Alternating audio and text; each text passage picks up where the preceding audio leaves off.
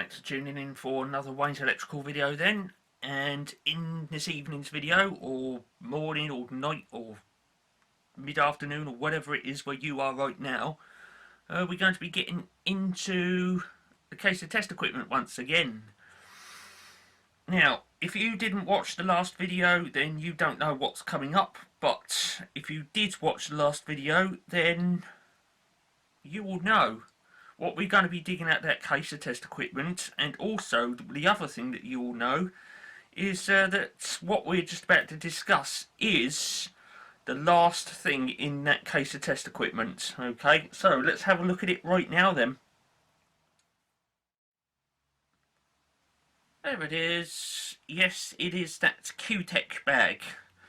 And inside that bag, I'm not sure if you can see these marks on here, but that means it's a bit bulged out, and that basically means that not only have I got a bit more in there than what it was when I originally purchased it, but it also means that I've stuffed a bit more in there than what it can take, and so it's a bit bulged out. And because of that, I do have other bits of test equipment which, really speaking, they should be in there, but there's just no space for them. So I've had to leave them aside, you know, outside of the Kewtech bag, and just put them in the case of test equipment. And two of the four things that can't go in there includes a couple of volt sticks, so we'll be looking at those, and some homemade test leads. Okay, so what I'm going to be doing for that case is, because of the amount of stuff that's in there, I'm going to do like a two-parter on this. Okay, this is going to be Kewtech bag number 1, and then there's going to be Kewtech bag number 2. Okay, so depending on which one you're watching, there will be a link in the video description to the other parts. Okay, so let's get the camera a bit closer then, and I'll open the bag up. We'll have a look around in there.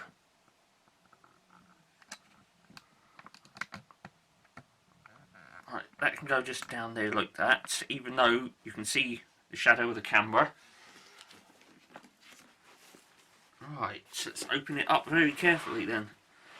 Actually, I am going to have to tilt that camera up a bit, because the angle's a bit too much there.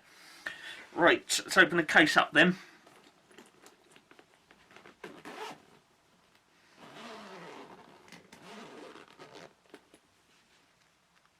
There it is.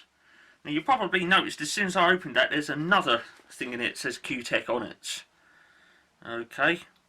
Now I do have two of these. I've already done a video on one, so I could probably put a link in the description to that. Let's just open it up anyway, just to, you know, so you don't have to click away from this one and then come back. Okay, yes, it's the Kewtech Lightmates.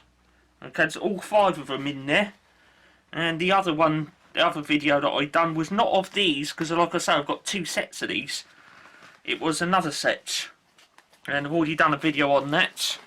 So if you want to see those, then, you know, at the end of this video you can, you know, click the link in the video description. If I remember to put it in, then you can go watch that, or you can go to the test time playlist and look up Kewtech Lightmates.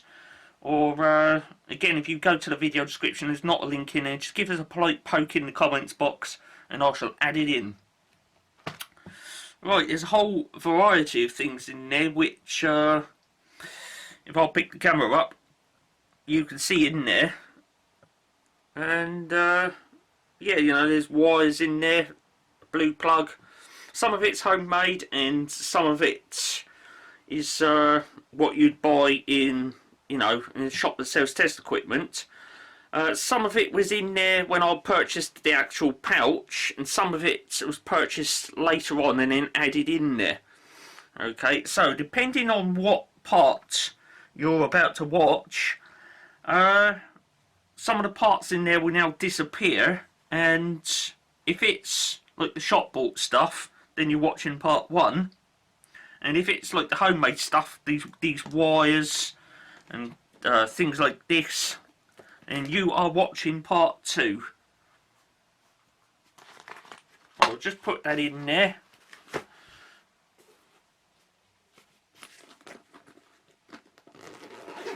Seal that up.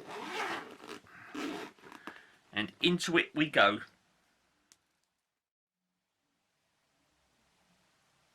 Okay, you are watching part 2 of that Kewtech bag. Okay, so what I'm going to do now is I'm going to unzip it and you can have a look at the homemade bits that I'll normally keep inside that case. Let's go into it.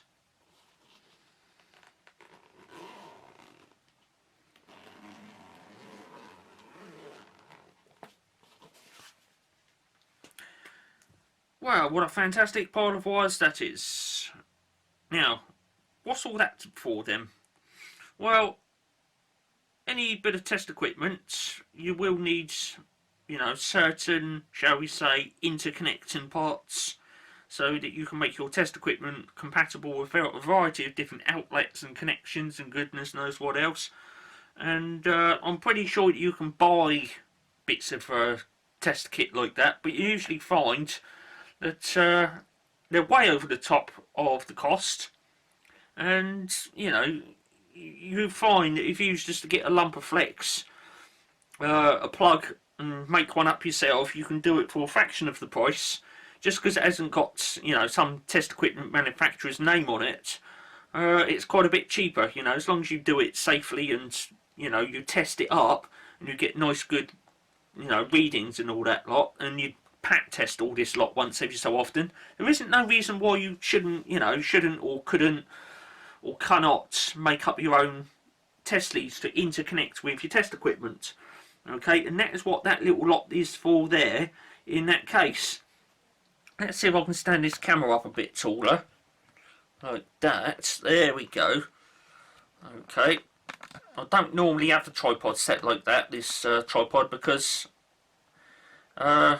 yeah, I don't want my really expensive camera doing a face plant in the floor. Okay, right. So, pile of wires in there then. Where do we start in amongst all that lot? Well, I've got a feeling the best idea is just to make that lot disappear, and I should bring in one at a time. Well, not disappear completely, I should just shove it over there. There we go, you can still see it, so I should bring one out and put it here, and we'll have a talk about it. First off then, what could that be? Why is it in there? What does it interconnect with?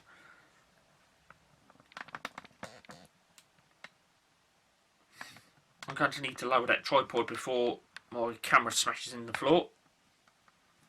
Right. There it is then, creaky tripod. On the end of there then we've got a 15 amp plug. Okay, 15 amp round pin unfused, and if you know your stuff then you will know that is British Standard 546 on there. I still believe they're still used in stage lighting and such things like that. Can be used in domestic situations under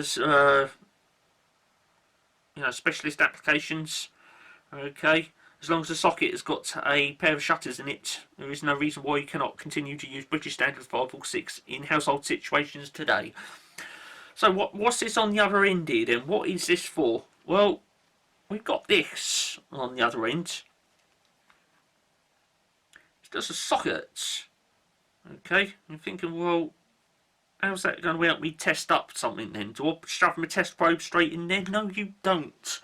I do have another piece of specialist equipment, okay, and it interacts with this. I showed it. I did actually show it in part 1, but for this I've got to bring it back in, and it looks a bit like this if I can find it. Okay, right. It's got the other part. See, this has got pins on it, and it's got holes. So what could be on the other end of this wire then? Well, it's a little device made by Kewtech. Okay, and it's called a Kewtech R2FL. Looks a bit like that. Okay, so that's that one. There is another one like this. It's this one, the Kewtech R2. And this one's got a wire on it. Okay, you can see there's blank on the back. But this one, I've got a 13 amp plug on the back of it. Now that's lovely and fantastic, but that will not go in a 15 amp round pin socket. Okay, nor will it go into a 16 amp industrial socket, or be it at 110 volts or 240 or whatnot. So to overcome that problem, instead of Kewtech having to make a load of these with various different pins on the back of it, they launched this. And the idea being is you buy it and then you put a plug of your choice on the end, and away you go. Now the problem with that is if you put 110 volt plug on the end of it, that's all you can do with it. If you put a 15 amp plug on the end of it, that's all you can do with it.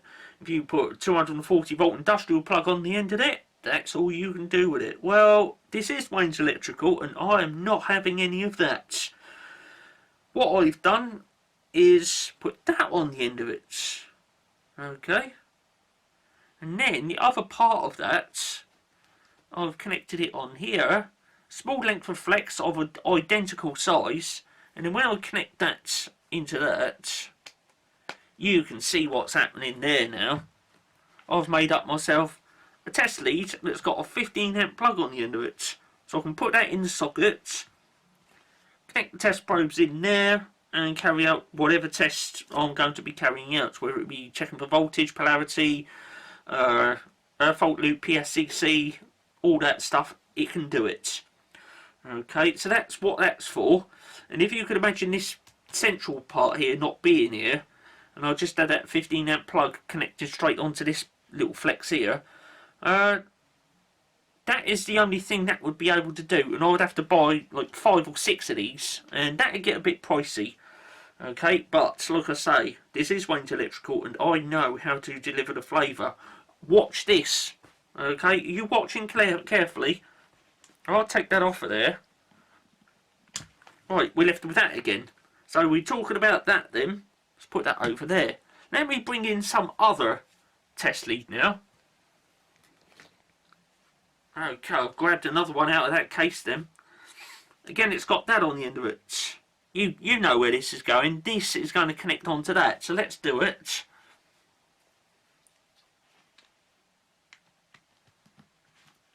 There we are.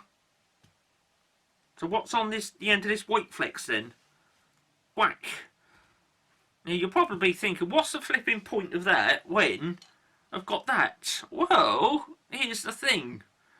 Okay, if you've got, you know, in a house and there's a wall socket, and you've got that connected in the wall socket, okay, you're using something like the, you know, a voltage checker, and you're going to stuff the test probe straight in there. Let's say, for example, the Combi Volt 2.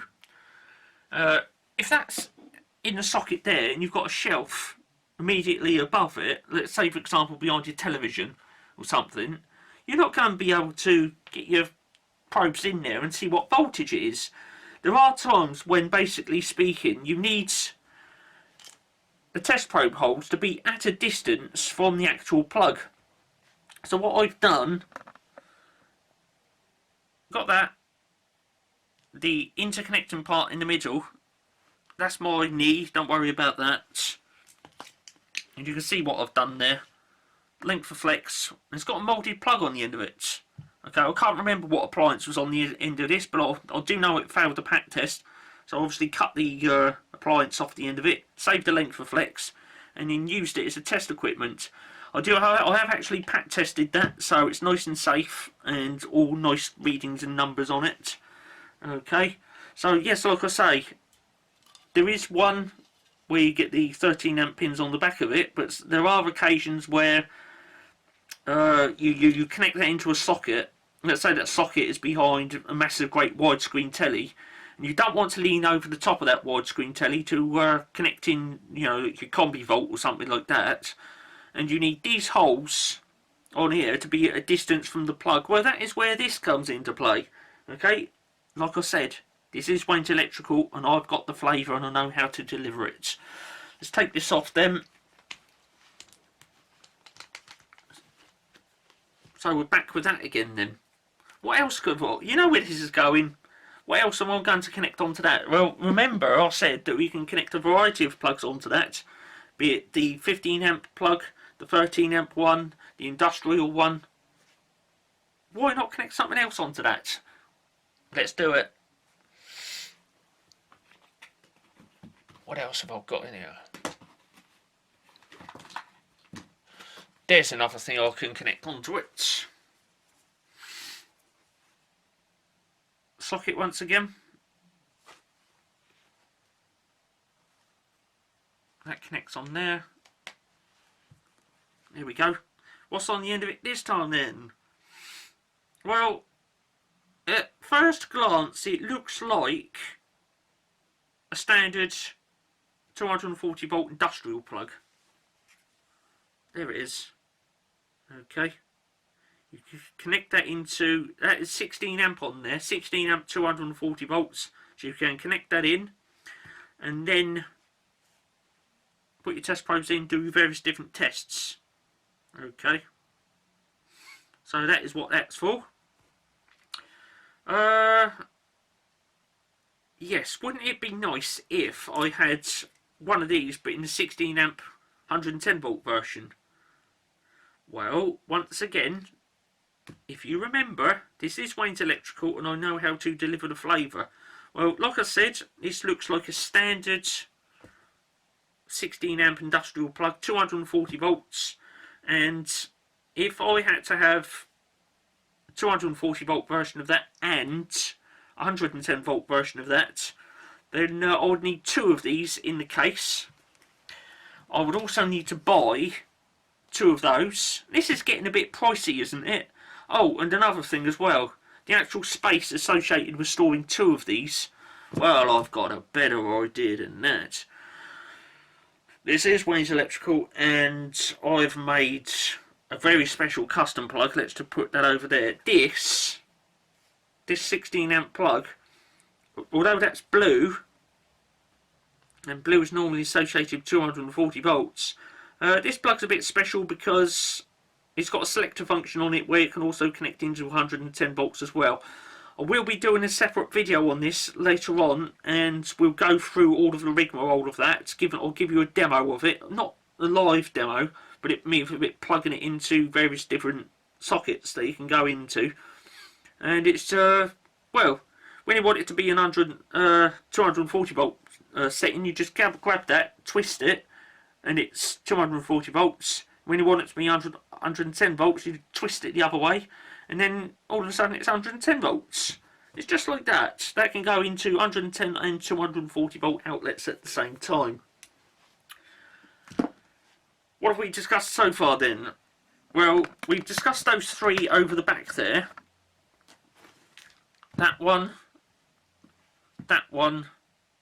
and that one. So we've discussed those three so far then. If I'll just get myself out of shot of the camera. There we are then. We've discussed three test leads and the fact that these connect up with this. Okay. We've got other test leads coming up. Stay there, we'll nip off or, break, cup of tea, have a snack or something, and we'll come back and chop straight into that. Just bear with me a moment.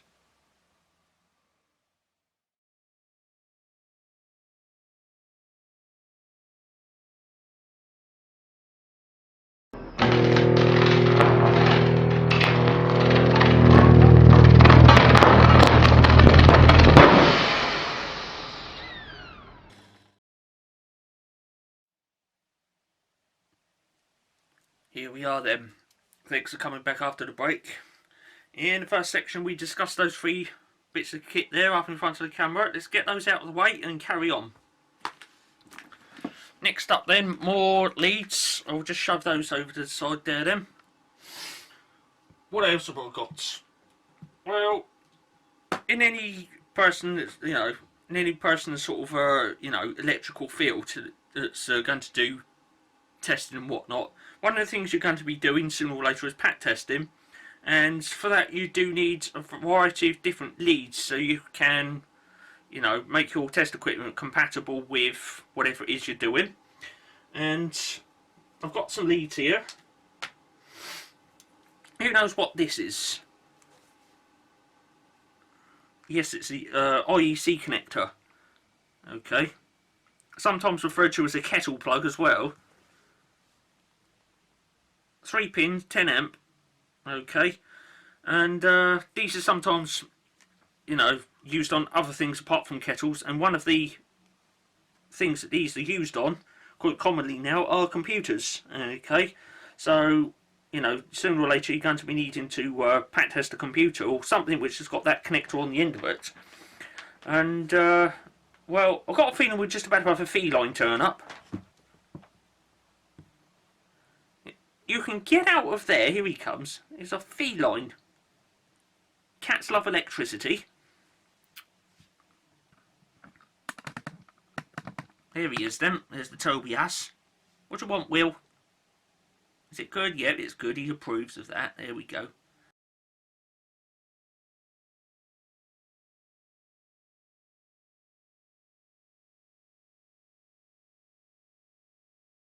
Right, so we got a IEC connector on there then, which Will just keeps on wanting. And you connect that into, you know, the computer. And then on the other end of that, we've got something, you know, that. And the idea being is I'll be able to choose something and put it on the end of that. And away we go. Now I've got this. Okay, I can connect that onto there.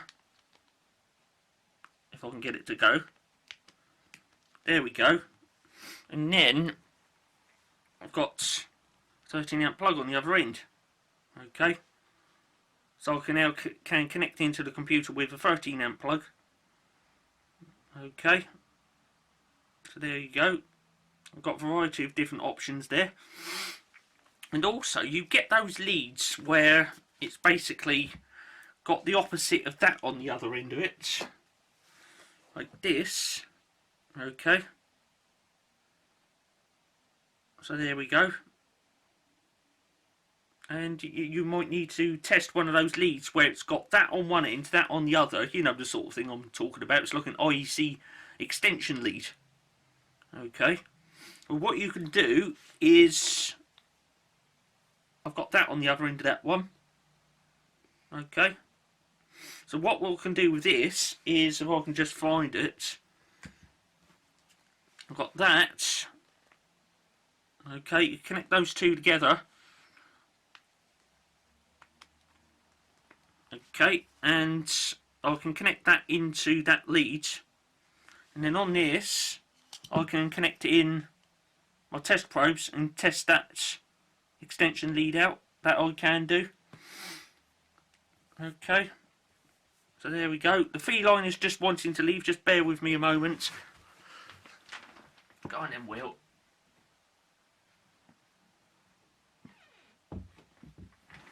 Right, the FELINE has left the room. So that leaves us to get on with that. That's my foot just coming into shot. Sorry about that. I'll see if I can edit that out. So, we've got that on one end then. And you can see I can get my test leads into there and test out that lead.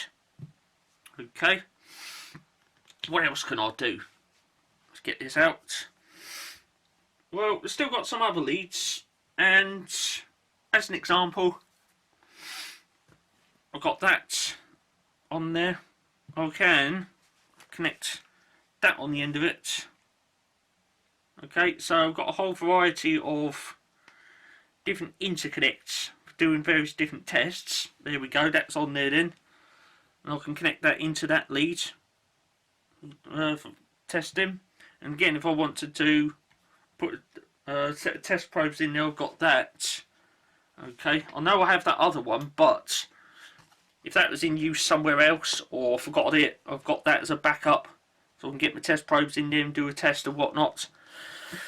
It's all, I've, you know, got a whole variety of options, and this is why I've made this up, so that, you know, when I'm presented with a, you know, what I would refer to as a connectivity issue, I've got a variety of options that I can choose from to get myself out of all various different scrapes. Now, this plug on here, you notice that it's got 3 pins in it. In case you don't know, you can get these with only 2 pins in. and I've got one. There it is. It's only got 2 pins in it, so I've got one of those, and that is very handy because you can get these in the other form, like this, where they've only got the 2 holes. And if I need to test one of these that's only got the 2 holes, then I've got the other part to go with it. Okay, and that runs down there. You can see I've made this up, and it's got that connector thing in it. And on the other end we've got that. Now I've had to write that on the end of it. Okay, test only, no earth, because obviously speaking, on the other end of that is just that. Okay, so basically this is like a little converter. It converts it from the 3 pin over to the 2 pin. Okay, and that is what that's for. What could I connect that into?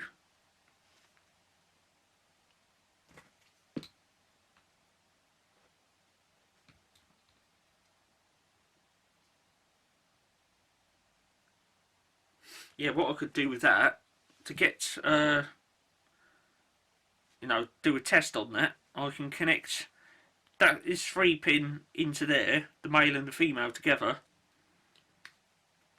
like that. Okay, so we've got all of that now, and then on the end of there, I can connect this in once again. I know it's a bit of a rigmarole, but sometimes you've got to do these things to get the test done. And there we go. Okay, so I can put the test leads in there. Again, for this test it would only be the live and the neutral, because on the end of that we've only got the 2 pins. Okay, so there you go. A whole variety of different interconnecting options there for pack testing and doing various different extension leads and whatnot. It's all in there. So I think that basically wraps up the next section then. And yes, let's get all those leads up in front of the camera for a quickie review.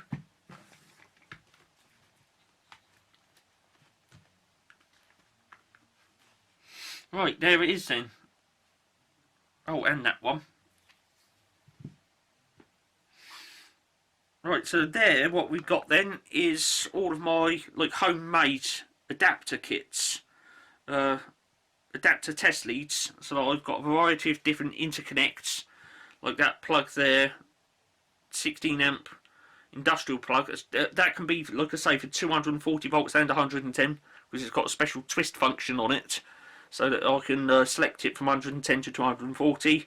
I've got 15 amp on there, unfused round pin, British standard 5 or 6. I've got the 13 amp on there. IECs I've got. That's the male and that's the female. That's the 3 pin one. There's the 2 pin one. Okay, so I've got a whole variety of options. And there we go. So that's kind of important, you know, to have in your little kit of leads, so you can carry out various different pack tests and whatnot.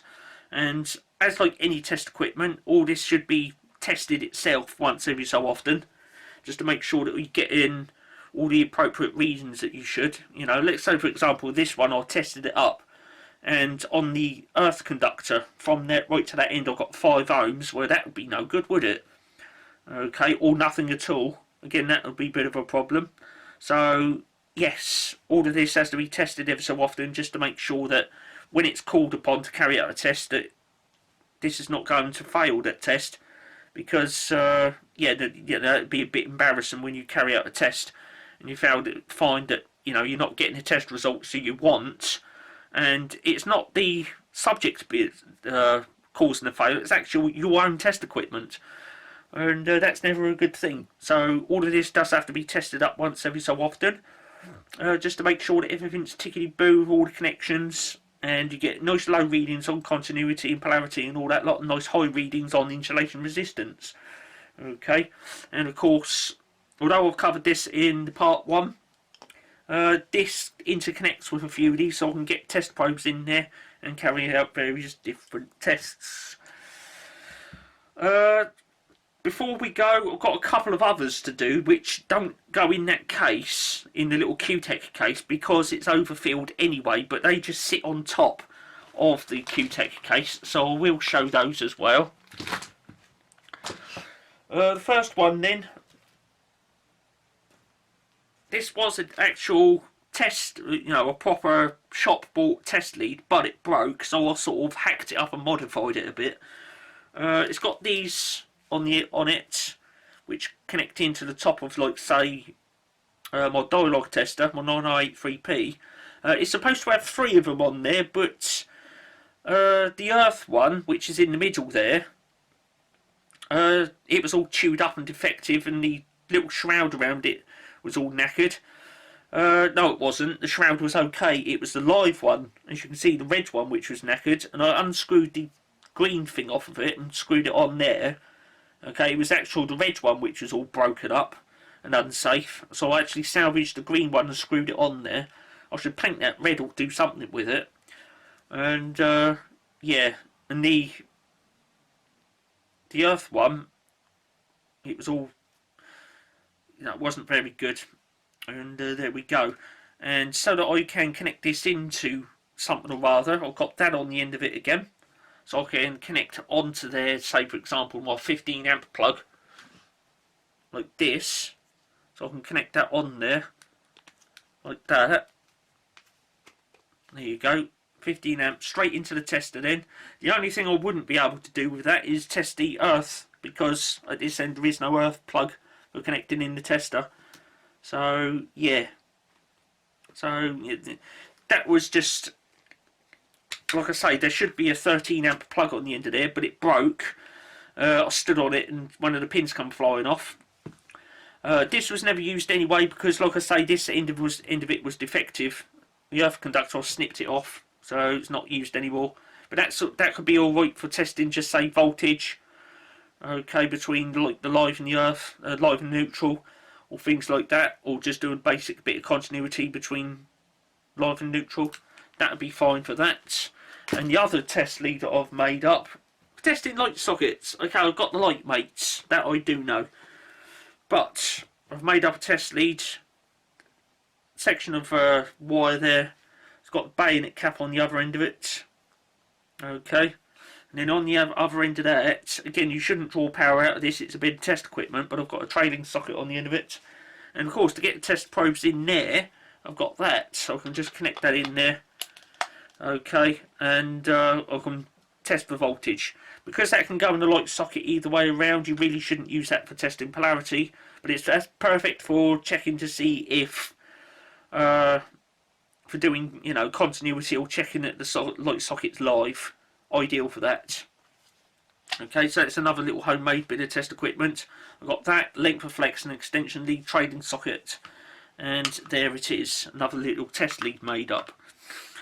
Right, that covers it for part 2 of what was inside that Kewtech bag then.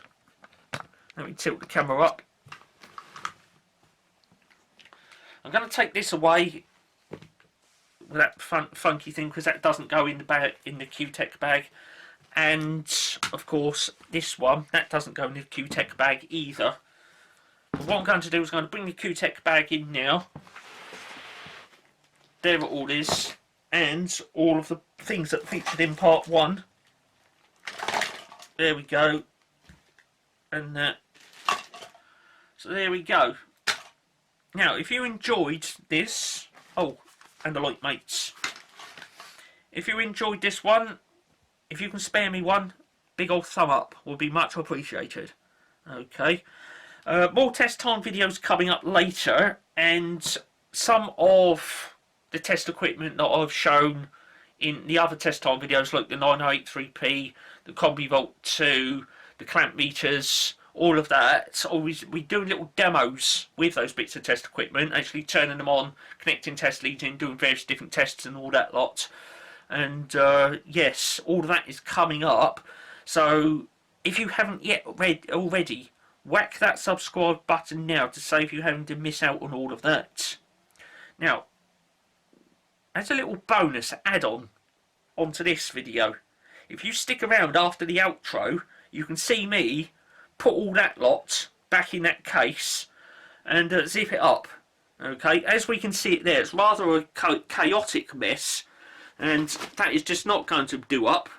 Okay, so if you wait around after the outro, you can see me put all that in there, and if I can figure out how to do it, what I should do is get that in that bonus section into the video editor and like speed it up about 3 or 4 times, and that'll then whittle down the amount of time, but you'll actually see me hands going really fast and putting all the parts back in there, just to prove that all of that lot does actually go inside that case. You've been watching another Wayne's Electrical production then in full HD 1920 by 1080p. More coming up later. Test time videos, FELINE, plugs, sparks, pops, rate changes, time switches, electric meters, all of that. It's all fantastic and wonderful. And there we go. I'm off. Cheers for watching this one then.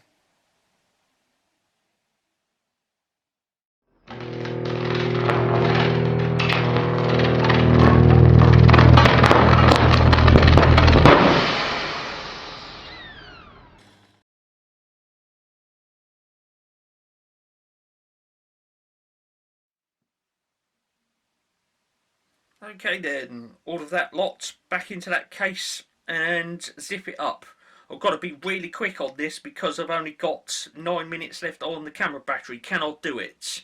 Okay, if I remember, when I get this part into the video editor, I will actually speed it up about 5 times. So you'll see my hands whizzing around all over the place, shoving all that lot back in there. Okay then, the challenge is on. All of that lot back in there before the camera battery cranks out. Let's do it.